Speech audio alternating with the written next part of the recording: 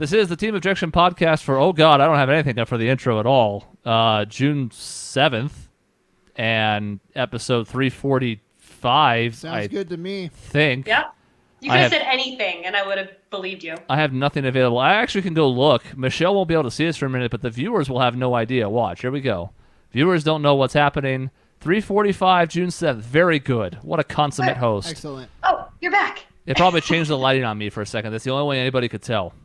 Anyways, regular crew is here. Dave will be joining us for Tuesday's show because he apparently can't do anything before 7:30 or he's a pumpkin or something. It's like reverse Cinderella. I don't know. I think it's when you have children, that's what happens. When you grow up to be Dave, you become pathetic. That's It has nothing to do with having children. It's just Dave. It's just Dave. Remember that one episode on the show when I was eating and everybody's like, I'm so upset Shaun was eating on the food. Suck it. There it is. Eating on the food. I actually don't remember that, But It was before your time. I was eating steak. Yeah, that's something you were chewing. This is soup from the looks of it. But it's well, actually a protein shake I'm eating in a bowl. Oh. That makes sense. Why is it not in a cup or a glass? Because I poured it in a bowl to eat it with a spoon. Yeah. And then I broke up a protein bar. But my question still stands. Also put that in. Why did you not pour it into a glass? Because it wasn't a glass. That's how I blended it. And I poured it into a bowl because it's like ice cream. But now it's like soup because it melted. Well. Okay, so it had a consistency more like ice cream. Yeah, but I'm eating it for like 40 minutes now. It's kind of hard to get down. It's like a lot of... I'm probably killing my liver or something. Oh, yeah. Too much protein at once. You'll be fine. You're a strong boy. You'll just burn it all off and you do Orange Theory anyway. That's how that even works. I don't know how bodies work. I'm trying to exercise and eat healthy lately, and I don't understand how it works. But there's like a window of either before, and you don't want to gorge yourself before, but like where your body is really prime to use the energy for your workout. It's like 30 minutes before and after. Huh. And you can go a little bit like higher sugar and stuff like that, but you really want to do like proteins because that's like what's going to build your body up. When you break down those muscles, it's really like absorbent of the protein. Huh. Okay, I'll have to keep that in mind. I really need to look up something because I'm flying blind with it, and I'm just trying to watch calorie intake and exercise. It's just so like nebulous and vague. But it's working, so... It is, yeah. Though I wonder, like, at a certain point, it won't work anymore. Like, I'll have to take it up a notch, or I'll have to actually be more cognizant of, like what Shaun was saying, like timing and stuff like that.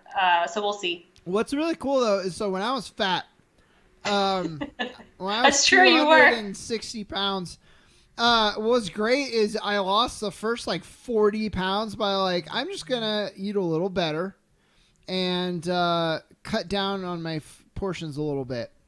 Yeah. And it was like exploded with fat off. And then I got to like 220 and I was like, okay, actually I have to start like doing stuff. Yeah, I am learning that I'm at a normal weight. I'm not overweight. And so I can't I could starve myself. Sure, that's one way to lose it, but that's not what I'm looking for. So you have to there has to be like a happy marriage between exercise and eating. And it's like a whole like science. It's kind of fascinating, actually. I'm having a lot of fun kind of figuring it out as I go. Yeah, well, so when I did Insanity, I was working my ass off. So Insanity is like high intensity cardio 5 days a week. You do 3 and then you do stretching and then you do 2 and then you do a rest day. And I don't even know how like it's not bragging. It's like I think about like I'll do 3 Insanities, 3 Orange Theories a week now. And that's even too much. I did 1 with you a week, and I was like, I could barely go upstairs because I was so sore for like 3 days after. I don't know how you do it. Well, but the problem with Insanity is I was like, okay, so I'm going to get hardcore. Lincoln, tech guy, he's back somewhere. He was wanting to do Hollywood, and we're like, okay, we're going to get shredded. And so we were like Insanity, and we're going to eat like nothing. And we thought that would have really good results. and sad. it was good results for getting really super skinny, Yes. but that wasn't really the goal. And it's because I wasn't eating enough to fuel the body transformation. Yeah, yeah. And when you do super high intensity cardio, your body actually eats away muscle. If you do for long extended periods of time, it's better than long low intensity. That's really what will eat away your muscle. High intensity for long durations is not super great. I'm learning so much on this episode right now. No, I need to pick your brain more about just health stuff in general, because I think you know a lot and you know way more than me. And it sounds like you've done a lot of trial and error. Yeah, so, intermittent fasting I did. My boss is doing that, and he like forced me to do it with him, and I was like, I hate this, and I stopped. Yeah, I also did not like it. So it was just, Chris, this is going to be Shaun's Fitness Corner. I hope that's all right with you. Intermittent fasting, I think it does work for some people, and I think especially if that's that's what you're doing and that's it. If you're trying to work out and do intermittent fasting, they'll tell you that having no food, you actually get like bursts of energy. No, not in my case at all. I noticed the same thing. My burst of energy was, I feel like I want to die. Why would that be true in anyone's case? You need some calories to have energy. That's just... I know. I don't get it either. They say it's like because it digs into your body's like fat reserves and it just is fueling that. And no. I was doing intermittent and I had no energy and I was cranky and my stomach was eating itself. Now, though, Michelle, I'm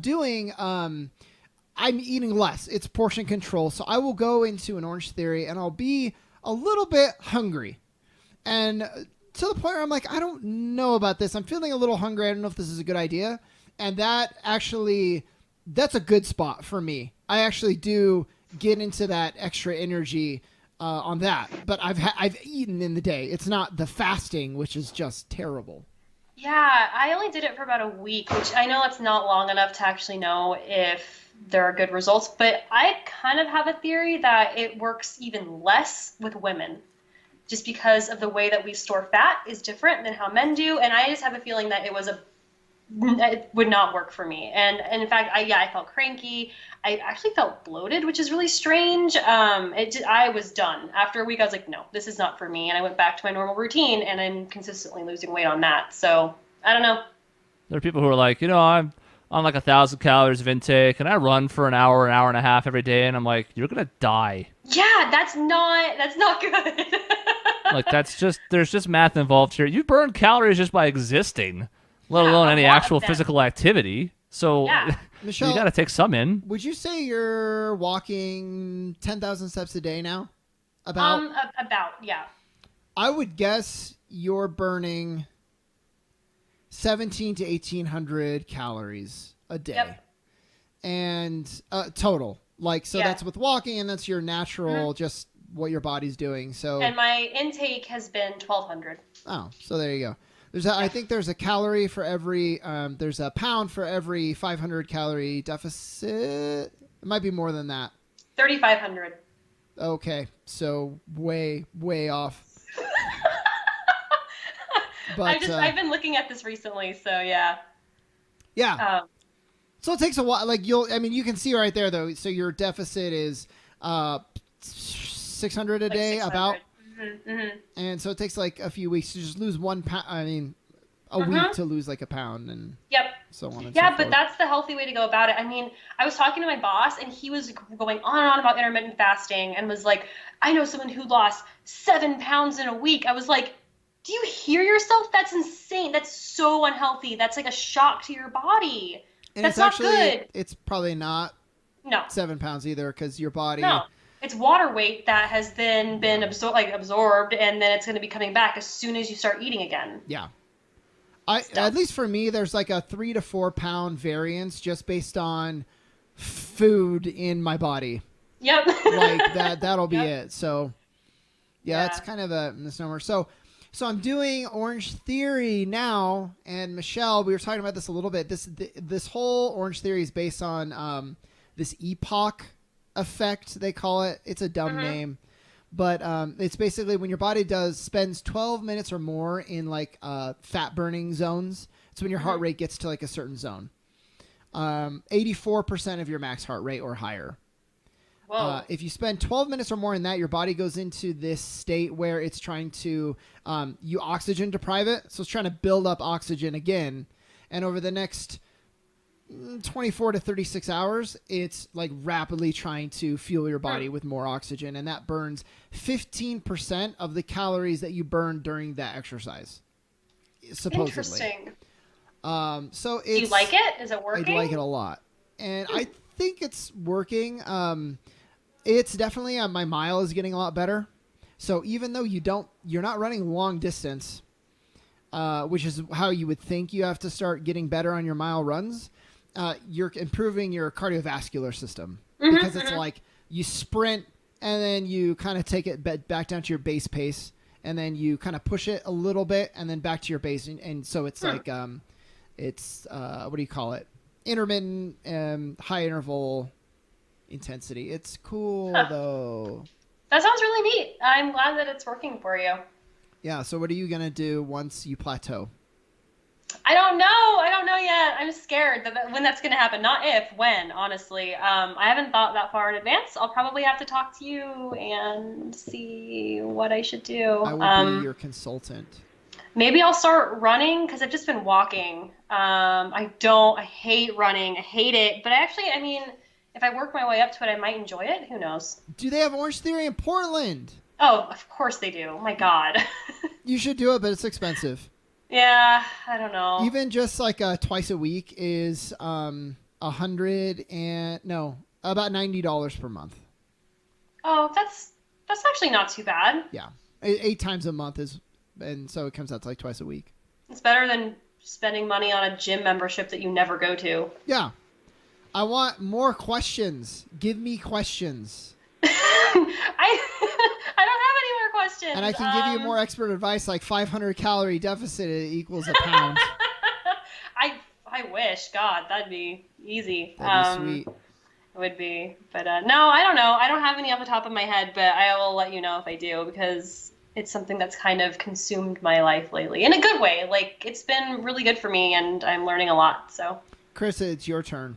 What are your fitness questions? Put a gun in my mouth.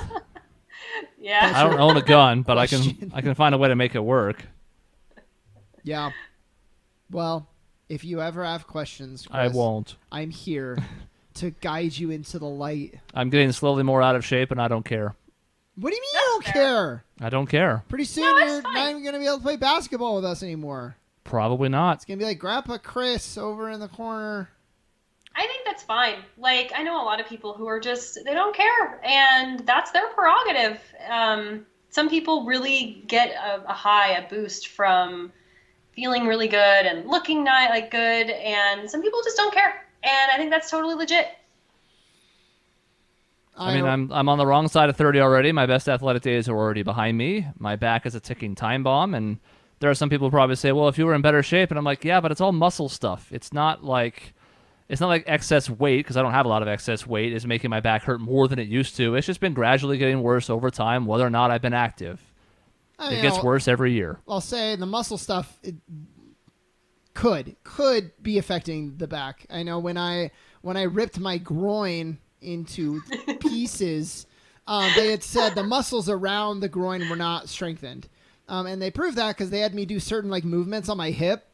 And you sit and your leg is going out and then you have to lift your foot kind of behind you, and my leg immediately cramped. I did 1 and you're supposed to do 20 and I did 1. I was like, cramp. And so they're like, that's how you know that you have not been strengthening the muscles around it. I mean, and I will say too, the whole reason that I started exercising and eating better is that my back is my upper back specifically is always in pain. I'm always taking ibuprofen every day, and it wasn't my chair, it wasn't how I was sitting. It is partially my posture, but that's kind of more of a symptom of the back pain than anything else. And since I've been exercising daily and eating better, I don't have any back pain. So it actually might help you. Like it really might, like to stretch out those muscles and to be more active. Like it hurts initially, like it sucks, but once you get over that hump, I think it might actually help. Yeah, I used to be very active, and I had more back pain then than I do now. Now, I'm not saying those are necessarily connected, but I am saying that I'm pretty confident that because of my height, my circumstances are a little different than most people's. Yeah. In fact, I was also probably pretty fortunate not to have worse knee problems. I think a lot of people my height have a lot more problems with their knees than I do. My left knee is a little bulky sometimes, and that's only a recent thing after I think I might have hyperextended at making a bed, which is not a manly story, but it's a story that happened to me anyways, so it's something we have to confront. It's always those things, though. It's never doing something that would seem that you would get hurt. It's the worst sports injury I ever had was a back one, and I was in bad shape for like 3 weeks, but I don't have any ill effects of it long term. Yeah. I mean, so you would probably have to be a lot more deliberate if you were going to do something. I don't think throwing you into an insanity would be good. What I will say is, like an Orange Theory, because I'm their goddamn spokesperson now. Here we go. Is they are a little more like, because there's coaches there, they can kind of be, you can tell them, I have some back pain, and then they'll give you like alternatives. They'll give you certain things that will be good to specifically strengthen that area and your core. Whereas like a self-taught, like, just go do an insanity on the TV screen, I think that's probably begging for trouble. Yeah, won't be doing that. No, that's... I should stretch more. Stretching would be good. I don't It's stretch underrated. enough. No, you don't. And I've only started really trying to integrate that in, and it's made a difference. You've been better in the last year or so. Yeah. You've even been doing some before, like volleyball, where it used to be you would never do anything.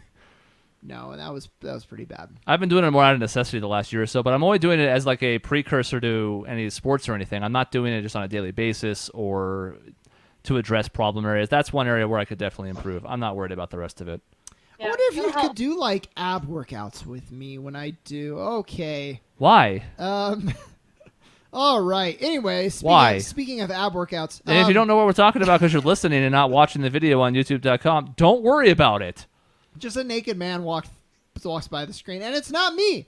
You would think it would probably be me. That would be your guess. And you know, it hasn't happened a lot during the podcast to this point. It happens every single goddamn time in D&D. But in the podcast, even though we've been doing video for off and on like 8 weeks now, it hasn't really been a thing. It's a thing now.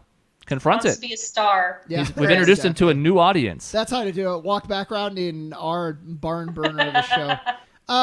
But yeah, I mean, really, I wonder, maybe like try an ab workout or something. Now, if you go into it too quick, I can see some of the ab moves actually aggravating your back. So that's an issue too. It did for me. It took a while. Yeah, I know core stuff. I had some back stuff and some hip stuff earlier, like years ago, and through doing the insanity, strengthening the area, it took away the back and it took away the hips problems. Not my spine. It did back remove totally gone. My spine. Mortal Kombat. Yeah. And if we had Dave on the show, he would maybe give us his story. But well, actually, I don't want Dave's story. It's like, well, I used to be in like really good shape.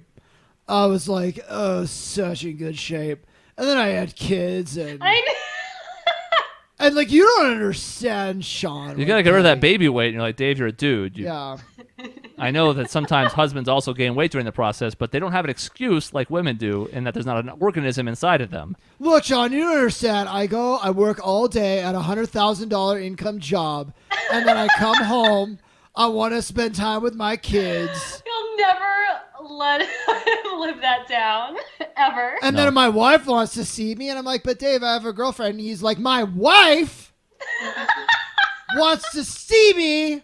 My wife. And then he's like, and then it's 8:30, and I gotta go to bed. Yeah. For my $100,000 salary income job. I don't know if I'd mentioned that before. It's like, yeah, we got it, Dave. Thanks. Oh my god, it's so fun. He will probably make 3 times as much as me in the very near future. Just to put that out there.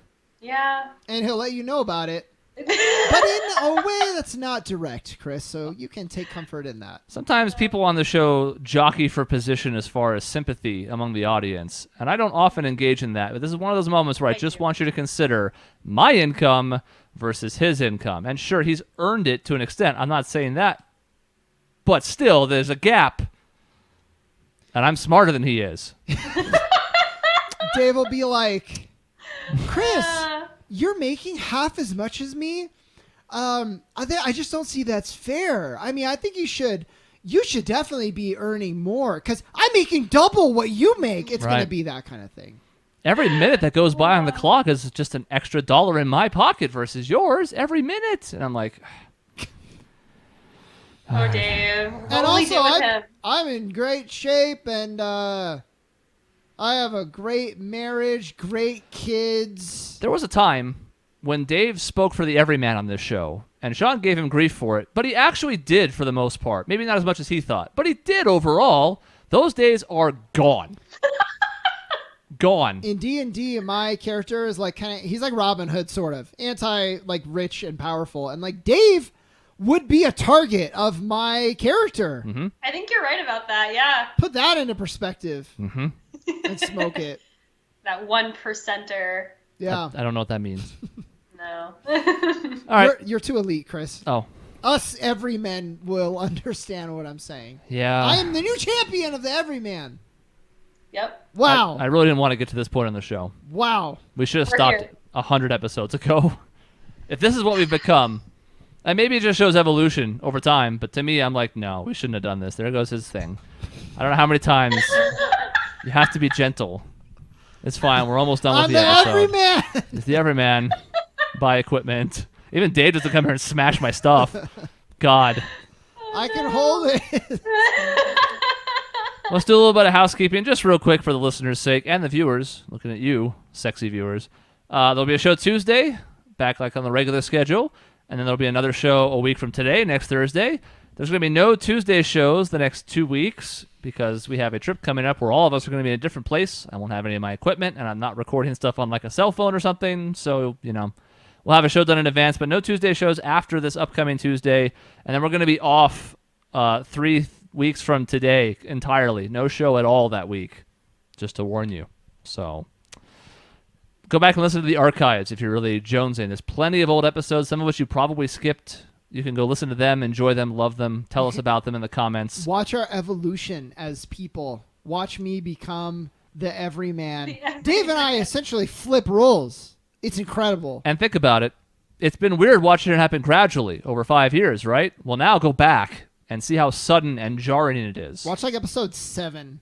And then watch now. Watch like episode 27. Episode 7 is among the tire fire episodes, and we don't want people to go to those. There's one. The first episode we did, Rebecca Black, Friday, was like, this is not bad. The episode itself, or just the fact that we used Friday? No, the episode. Like, okay. We started kind of finding our rhythm. We had moved past sports. Yeah.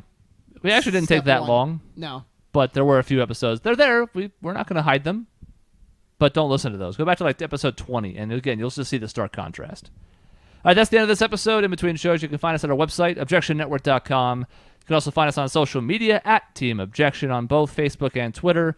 It's youtube.com/Objection Network for new videos at least 5 days a week. And you can send emails to the show to objectionnetwork@gmail.com. See you next time.